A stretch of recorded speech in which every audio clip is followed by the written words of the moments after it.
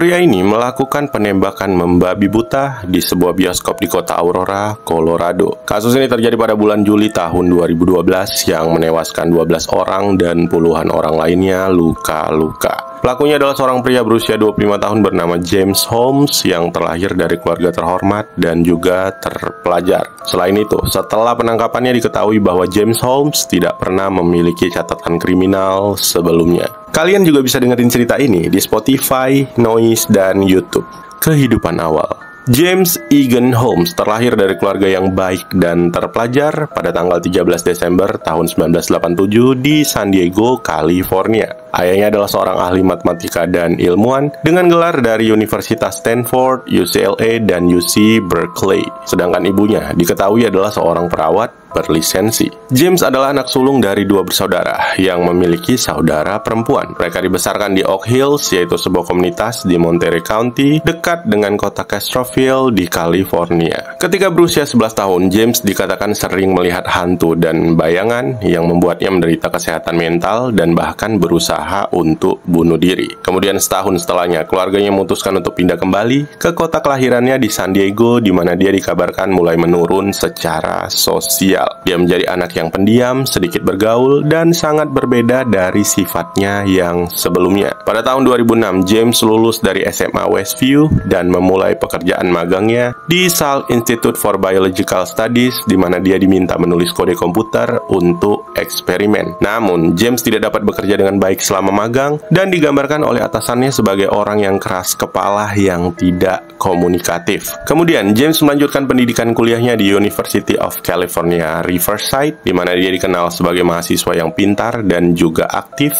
yang terdaftar sebagai anggota di beberapa perkumpulan kehormatan seperti Pi Beta Kappa dan Golden Key. Pada masa-masa kuliah tersebut, James juga pernah bekerja sebagai konselor di perkemahan musim panas di Glendale, California, di mana dia melayani anak-anak berusia 7 hingga 14 tahun dan bertanggung jawab atas 10 anak. Pada tahun 2010, James lulus dari kampusnya dan menerima gelar sarjana BS dalam ilmu saraf dengan penghargaan tertinggi. Kampusnya tersebut juga membuat surat rekomendasi ke UIUC yang mengatakan bahwa James lulus 1% teratas di kelasnya dengan IPK 3,949. Mereka juga menggambarkan James sebagai pemimpin kelompok yang sangat efektif dan orang yang berperan aktif dalam pendidikannya serta membawa kedewasaan intelektual dan emosional yang besar ke dalam kelas. Di tahun yang sama, dia juga mulai bekerja di pabrik pelapis pil dan kapsul di San Diego County. Salah satu rekan kerjanya di pabrik tersebut mengatakan bahwa James adalah orang yang tidak ramah dan pernah bertingkah aneh di stasiun kerja laboratorium dengan menatap dinding kosong dan tidak menjawab secara lisan. Dia hanya melirik sekilas dan menyeringai ketika rekan kerjanya tersebut bertanya apakah dia baik-baik saja. Kemudian pada tahun 2011, James pindah ke kota Aurora, Colorado untuk mendaftar program masternya di kampus medikal Universitas Colorado. James menerima hibah sebesar $21.600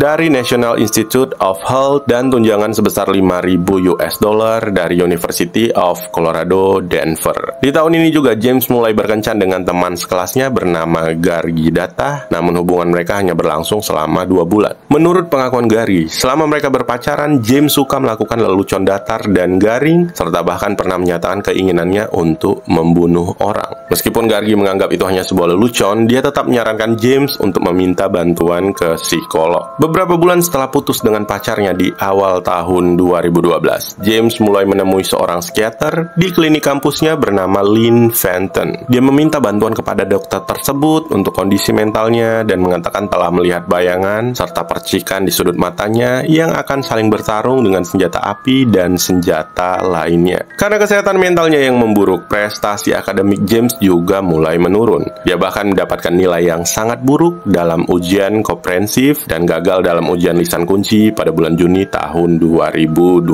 Karena kegagalan tersebut, James memutuskan untuk keluar dari kampusnya tanpa memberikan penjelasan apapun kepada universitas tersebut. Karena dia telah berhenti dari kampus, dia juga berhenti untuk terus berkonsultasi tentang kesehatan mentalnya. Kejahatan. Beberapa bulan sebelum kejahatannya, James diketahui membeli beberapa senjata dari sebuah toko senjata di kota Denver. Semua senjata yang dia beli adalah legal karena dia memiliki lisensi. Dia juga membeli lebih dari 6.000 peluru untuk berbagai senjatanya, rompi anti peluru, pisau, dan berbagai benda lainnya dari online shop. Setelah dia gagal ujian pada bulan Juni tahun 2012, James juga membeli senjata lainnya dan mendaftarkan diri ke sebuah klub senjata di kota Byers, Colorado yang dipimpin oleh seorang pria bernama Glenn Rodkovich. Namun, ketika Glenn mencoba menghubungi James selama berhari-hari untuk mengundangnya ke dalam orientasi wajib klub tersebut, James tidak pernah menjawab teleponnya. Glenn mengatakan bahwa James hanya sekali mengirimnya pesan suara yang digambarkan terdengar aneh, samar-samar, dan terkesan bertele-tele. Kemudian pada tanggal 19 Juli, yaitu sehari sebelum kejahatannya, James mengirimkan buku catatan ke psikiaternya yang merincikan pemikiran dan rencananya selama berminggu-minggu sebelum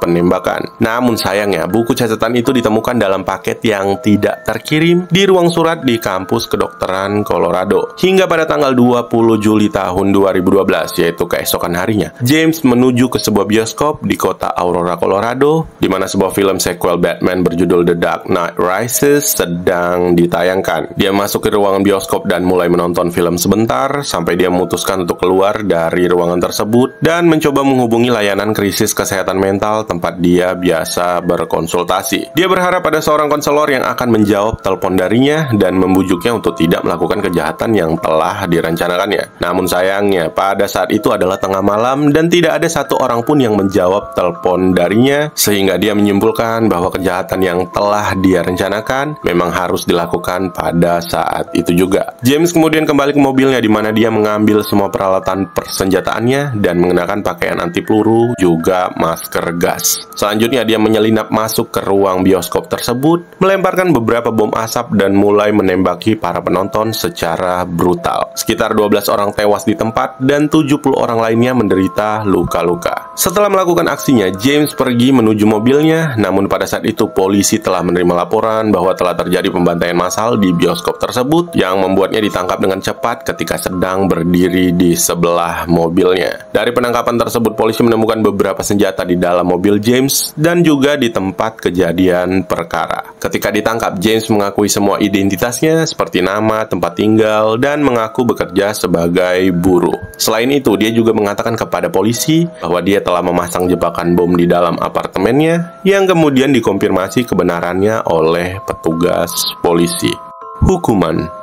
Setelah penangkapan James Holmes, sebuah desas-desus atau rumor mulai menyebar di masyarakat yang mengatakan bahwa James mengaku sebagai Joker. Namun jaksa membantah rumor tersebut dan mengatakan bahwa James tidak pernah sekalipun mengaku sebagai Joker atau bahkan terinspirasi dari karakter tersebut untuk melakukan kejahatannya. Dia memilih film tersebut karena itu adalah film yang sedang rame pada saat itu. Jika ada film yang lebih rame, mungkin dia akan memilih film tersebut untuk melakukan kejahatannya. Selain itu, ketika polisi melakukan penggeledahan di kamarnya, polisi tidak menemukan apapun yang berkaitan dengan karakter Joker, hanya sebuah topeng Batman yang ditemukan tergantung di dindingnya. James juga mengaku mengecat rambutnya menjadi merah bukan karena Joker, tapi karena melihat temannya yang mengecat rambut menjadi biru dan membuatnya memutuskan untuk mengecat rambutnya juga menjadi warna merah. Dia juga pertama kali mendengar dirinya dipanggil Joker ketika berada di dalam sel, di mana para tahanan yang lain menyebutnya sebagai Joker karena kejahatannya yang terjadi pada saat penayangan film Batman. James Holmes memulai pengadilan pertamanya pada tanggal 23 Juli tahun 2012. 7 hari kemudian, dia didakwa dengan 24 tuduhan pembunuhan tingkat pertama dan 116 tuduhan percobaan pembunuhan serta 2 tuduhan terkait dengan kepemilikan senjata serius. Dan pada tanggal 19 September, jaksa mengajukan mosi untuk menambahkan dakwaan baru terhadap James Holmes. Pada bulan Maret tahun 2013, James mengajukan tawaran untuk mengaku bersalah atas tuduhan tersebut dengan imbalan penjara seumur hidup tanpa kemungkinan pembebasan bersyarat. Langkah ini akan memungkinkan James untuk terhindar dari hukuman mati, tapi jaksa menolak tawarannya dan memilih untuk melanjutkan kasus tersebut dan yakin bahwa James pantas untuk mendapatkan hukuman yang lebih berat. Kemudian pada akhir bulan Mei tahun 2013, pembela James mengatakan bahwa kliennya tidak bersalah karena masalah mentalnya. Buku tentang jurnal jurnal kesehatan mental James Holmes juga ditunjukkan selama sidang yang secara garis besar menjelaskan tentang bagaimana mentalnya, ketakutannya tentang hidup, dan banyak pertanyaan-pertanyaan yang tidak bisa dia temukan jawabannya. Bahkan sebanyak 8 halaman di dalam buku tersebut, James hanya menulis kata mengapa dan mengapa sebanyak 247